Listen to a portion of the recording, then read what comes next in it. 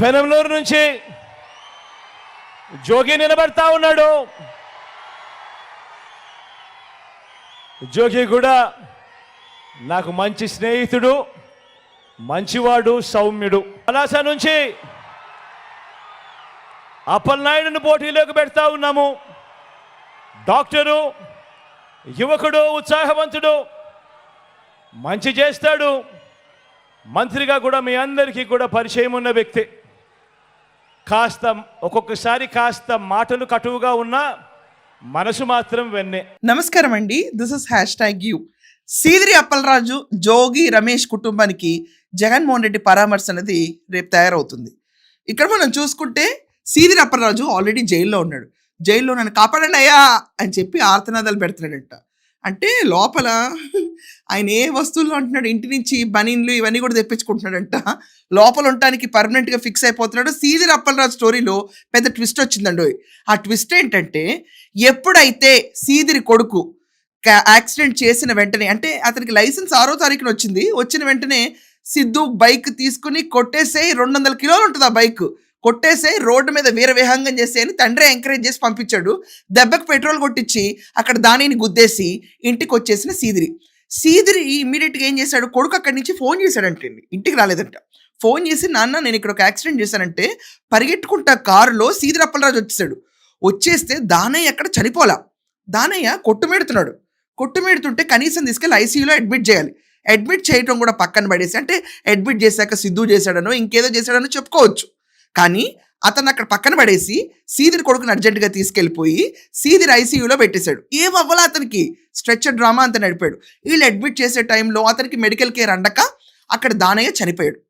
దెబ్బకి మొత్తం అందరూ ఎదురు తిరిగారు. సీదిరి అప్పలరాజు సిద్ధు డ్రామా అందరికీ తెలిసిందే. మొత్తం సిచ్యువేషన్లో కాన్కాక్షన్ ఒక పక్క అయితే, తీసుకొచ్చి సిద్ధు డ్రైవ్ చేశాడు, మా అబ్బాయి కాదు అని చెప్పి, దాని తర్వాత ఐసీయూ డ్రామా అంతా పక్కన పెడితే, అసలు అక్కడ ప్రాణం ఉన్న దానయ్యని కనీసం కాపాడకుండా పక్కకి పడేసి అర్జెంటుగా కొడుకుని సేవ్ చేద్దాం అనుకున్న దెబ్బకి ఇతని పైన ఇంకో కేసు ఆడైంది. సీసీటీవీ ఫుటేజ్లో బయటపడిపోయిన పచ్చి నిజాలు ఇవన్నీ. దెబ్బకి సీదిరి కొడుక్కి మాత్రం నిన్న కోర్టు ఆర్డర్స్ రావడం లేట్ అయింది కాబట్టి అతనికి బెయిల్ మంజూరైంది, ఈరోజు బయటకు వస్తాడు. కానీ సీదిరి అప్పలరాజు మాత్రం జైల్లోనే మగ్గుతున్నాడు.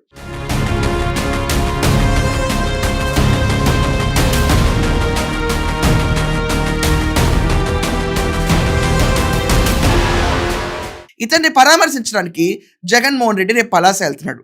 అంటే దీనికి కూడా ఒక పిలిపిచ్చారండోయ్, కార్యకర్తలారా, జగన్మోహన్ రెడ్డి అభిమానులారా, వైసీపీ శ్రేణులారా, మీరందరూ రేపు వర్షం ఎంత పడినా కూడా, మోకాళ్ళలోతు నీళ్లున్నా కూడా జగన్మోహన్ రెడ్డి వస్తున్నాడు కాబట్టి సీఎం సీఎం సీఎం అని సందర్భం లేకుండా అరవటానికి మీరందరూ రేపు గుంపుగా రావాలి అని చెప్పి ఆదేశాలు ఇచ్చారు. దెబ్బకి ఈరోజు మొత్తం అందరూ ప్రిపేర్ అవుతున్నారు, రపరప కార్డులు పుచ్చుకుని జైలు దగ్గరికి వెళ్ళటానికి. రేపు ఈ పరామర్శలో ఏం పరామర్శిస్తాడో నాకు అర్థం కాదు. సీదిరిని పరామర్శించాలా, లేకపోతే దానయ్య కుటుంబాన్ని పరామర్శించాలా, ఎవరిని పరామర్శించాలో కూడా తెలియని ఈ జగన్మోహన్ రెడ్డి. ఇదంతా అయిపోయింది. ఎంతగా ఆ శ్రీకాకుళం వెళ్ళా కదా అని చెప్పి జోగింటికి కూడా వెళ్తాడు. ఇప్పుడు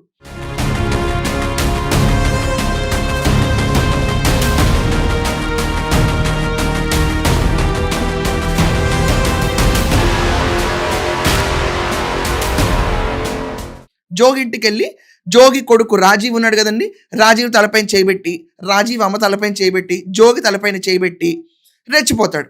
రెచ్చిపోయి సౌమ్యుడు మంచివాడైన జోగి కుటుంబాన్ని పరామర్శిస్తాడు. ఏమని పరామర్శిస్తాడు నాకు అర్థం కావట్లా. 2 విషయాల్లో పరామర్శలు నాకు అర్థం కావట్లా. పర్లేదు బాబు, మ్యాటర్ లేకపోయినా ఏం పోయింది, సెటిల్మెంట్ బాగా చేసుకున్నారా, ఏ కష్టాలు తక్కువ లేకుండా గట్టిగా హింసించారా లేదా, వరకట్న వేధింపులు బాగా జరిగినాయా లేదా, హత్యాయత్నం బాగా చేశారా లేదా, అసలు ఇంత పొక్కిపోయినా కూడా ఈ కుటుంబాన్ని హాఫ్ టికెట్ వాళ్ళందరినీ వెళ్ళి పలకరిస్తున్నాడు, రేపు పరామర్శిస్తున్నాడు. ఈ ప్రభుత్వం వీళ్ళందరి పట్ల అన్యాయం చేసిందని రేపు ఒక స్పీచ్ ఇస్తాడు. అది కూడా ఒక పేపర్ ఉంటుంది. ఇక్కడ పక్కన సీదిరి అప్పలరాజు భార్య, ఇటు పక్కన జోగి రమేష్ భార్యను పెట్టుకుని ఇతను జగన్మోహన్ రెడ్డి రేపు ప్రెస్ మీట్ ఇస్తాడు. ఏమని పరామర్శిస్తారండి నాకు అర్థం కాదు. డాక్టర్ చూపించుకోలేదేంటి, జోగి రాజీవేనా? చెప్పాలి కదా నాకు ఏదో ఒకటి. మ్యాటర్ లేదన్న విషయం బయటికి ఇలా బొక్కిందనా? సీదిరి అప్పలరాజుని వెళ్ళి నీ కొడుకు ఇంకా బాగా డ్రైవ్ చేసి ఉండాల్సింది, పూర్తిగా చంపేసి ఉండాల్సిన స్పాట్లో అని పరామర్శిస్తాడా? రాష్ట్రంలో సిగ్గుపడకుండా తిరుగుతుంది జగన్మోహన్ రెడ్డి. ఎవరిని పరామర్శించాలో, ఎలా ఓదార్చాలో తెలియకుండా ఒక శవం ఆ శవం ఎవరి వల్ల వచ్చిందన్నది కూడా పక్కన పడేస్తాడు. వీళ్ళ పార్టీ నేతలు చంపేసినా కూడా, స్కాములు చేసినా కూడా, అక్రమాలు చేసినా కూడా, అటెంప్ట్ మర్డర్లు చేసినా కూడా అక్కడ విక్టిమ్స్ వదిలేసి చేసిన పార్టీ దగ్గరికి వెళ్ళి ఓదార్చడంలో జగన్మోహన్ రెడ్డి ఎక్స్పర్ట్. దీనికి ఒక మాయదారి సంత అందరిని తీసుకెళ్తాడు. వెళ్ళినప్పుడు ఇది చంద్రబాబు నాయుడు చేసిన కక్ష రాజకీయం, చిన్నపిల్లోడు, అక్కడ రాజీవ్ చిన్నపిల్లాడే, ఇక్కడ సీదిరి కొడుకు చిన్నపిల్లాడే, గడేకారులో గుంటారు వీళ్ళు చిన్నపిల్లలంట. అలా పెళ్లి చేస్తే ఇలా కాపురం చేయలేకపోతే జైల్లో కేసు లేపిస్తారు, కోర్టు అంటే పోలీస్ స్టేషన్లో కేసు లేపిస్తారా, ఈ ప్రభుత్వం ఇంత అన్యాయం చేస్తుంది అంటాడు. అక్కడ అదే పరామర్శించాలి, మరి అదే చెప్పాలి ఈ ప్రభుత్వం పైన. అంటే జోక్ కొడుకు సామర్థ్యం లేని విషయంలో కూడా చంద్రబాబు నాయుడు గారిని తిడతాడు చూడండి.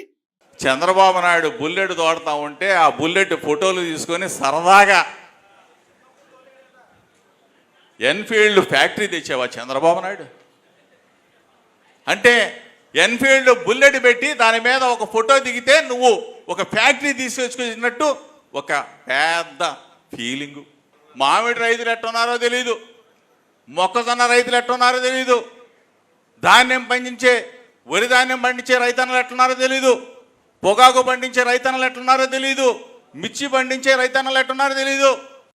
సీదిరి అప్పలరాజు అసలు ఎంత బలిసి, లిటరల్లీ కొడుకుని తీసి పక్కన పెట్టి ఇంకొకళ్ళని పెట్టిన కేసుకి చాలా దారుణమైన సెక్షన్లు.